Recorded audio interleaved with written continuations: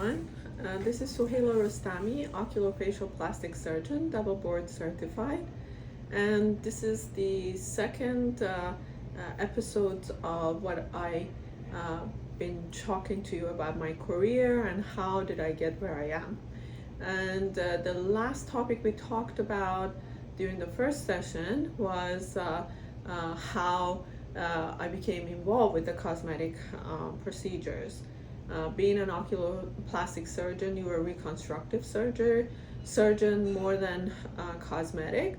But during my fellowship training, many of these cosmetic procedures started to become more popular, and a lot of things were changing in cosmetic world, and so I became very enticed by them and I got involved. And as I explained before, neurotoxins were very easy for us to get involved since we use it all during the residency and fellowship.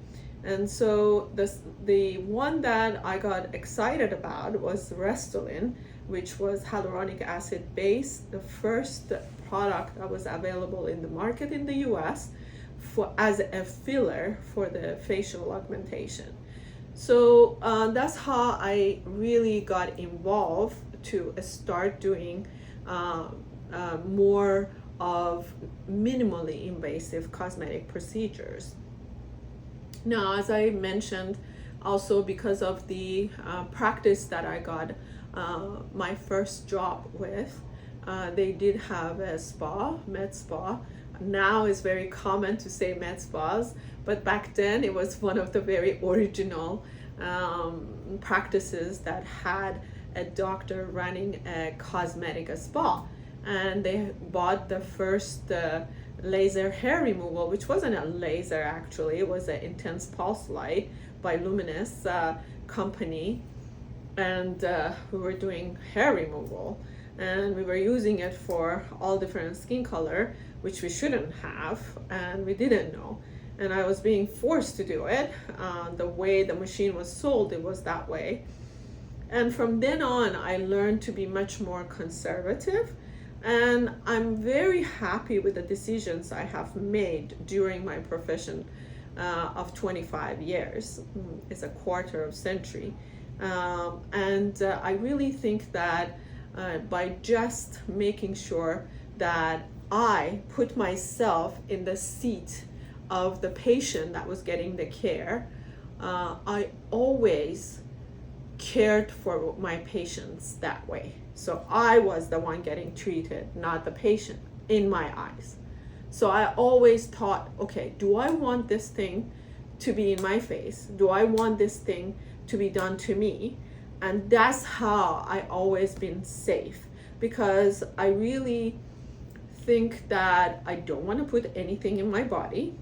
So I have to know what the long-term effect of that product is if I'm going to use it for myself. And I felt the same way for my patients. So when these products started coming out, I started asking the pharmaceuticals, okay, how long you been using this product? What's the complications? What are the problems, long-term problems with it? And I really didn't trust the pharmaceuticals telling me this. I wanted to hear independent studies different from the pharmaceuticals coming and telling me. But even the pharmaceuticals, some of them, they were not able to give me that because it wasn't done. So I became a little bit hesitant to jump on the wagon right away with any of the products that were coming out in the market. And during my 25 years, there were so many products coming every day almost. So this was very true with a couple of products. One, and I don't want to name them. I don't know, I should or I shouldn't. Right now, for this episode, I don't think I like to mention them. I don't want to create enemies for myself. But I can tell you there are products that to this day I don't use. I don't trust them. I don't believe that they have done a great job with bringing them to the market. And there were products that I did use, and considering they were hyaluronic acid based, and I felt like they did cause some nodules, and I stay away from them. There are so many other products out there that do the same thing and doesn't cause the nodules. So that's how I feel. So if you come to me and ask me, why did you choose this product? My answer would be to you is that I feel comfortable to use it for myself. And I'm one of you. I use these products. I'm caring for my appearance and my beauty. And so I really think about, when I use a product, do I really confident that this will not cause me a problem in the future? And so that's how I deal with my patients. I've never, and I can promise you that how it has been, that I don't want to make decision according to how much money is going to bring to me. And I'm very happy about that decision as well. And I tell you, as a physician, as a surgeon, as a cosmetic surgeon, you will make the money. But do you put your head at night, or your conscience, is it clear that you chose and did what you need to do for the patient for the right reason? And that's how I feel. Every time I do anything is for the right reason. Now, the outcome may not be 100% what the patient wants or what I want, but I can tell you, getting to that level, it wasn't because I made the decision for anything other than patients' well-being and the best that I thought would be the best for the patient. So I'm very happy about that. I never felt like I put my benefits or my best ahead of the patient. So that's one thing. And one of the things that even subconsciously can affect us is to know our pricing. So that's why I tell my director, I don't want to know how much we sell certain things, because subconsciously I don't even want it to be affected by making a decision how much we make there. So these are the things that I thought as a physician is so important to always keep in mind, that you are a provider of care to the patient, whether it is cosmetic, whether it's for functional problems, or whether it is for medical reason.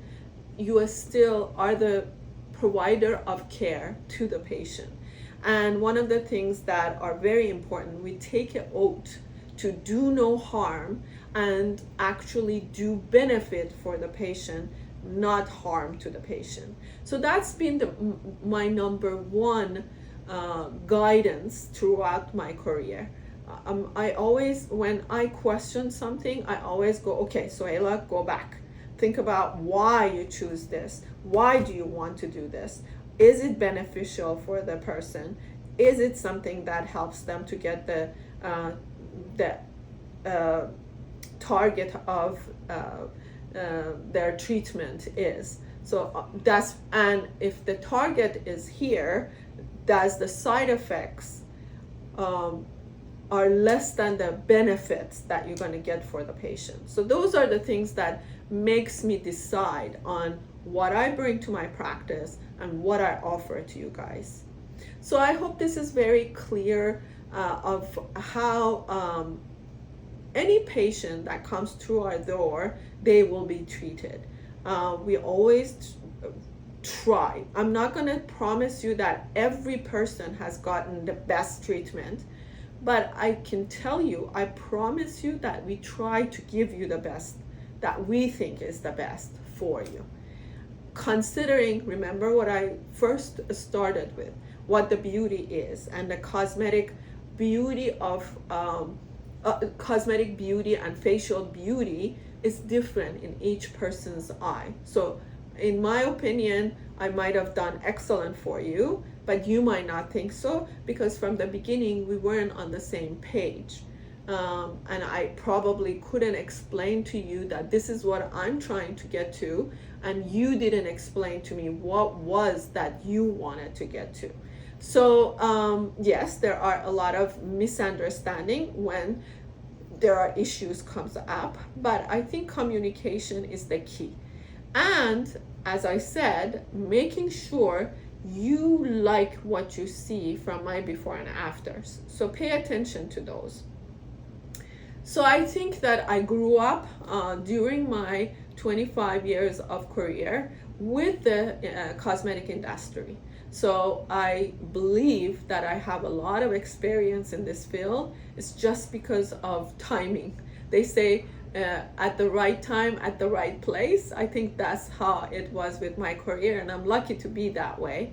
A lot of people who graduated with me feel the same way. We all went through a lot of ups and downs with the industry, and I can tell you, if you look at some of my colleagues, they have put fillers in their faces that they can't get rid of, and it has its complications showing.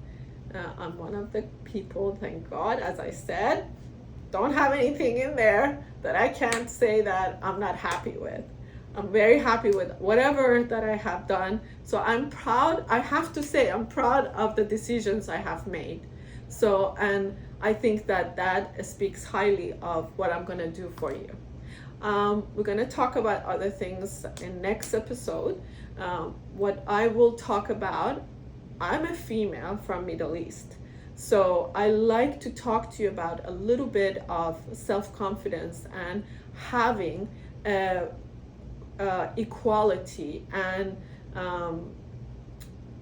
self-confidence that you can be as good as any man out there. So I like to give you that because I see things are a little bit changing, and as a female, as a successful business owner, I feel I wanted to tell you, every person, every one of you out there can be whoever you want to be. Don't let them tell you anything different. I'm a mother. I have a very happy marriage. I have a very successful business, and I want to make sure you understand that there is nothing you can not do, and people are going to tell you can't do. I'm very proud of being a female, and I want you to be that too. See you soon.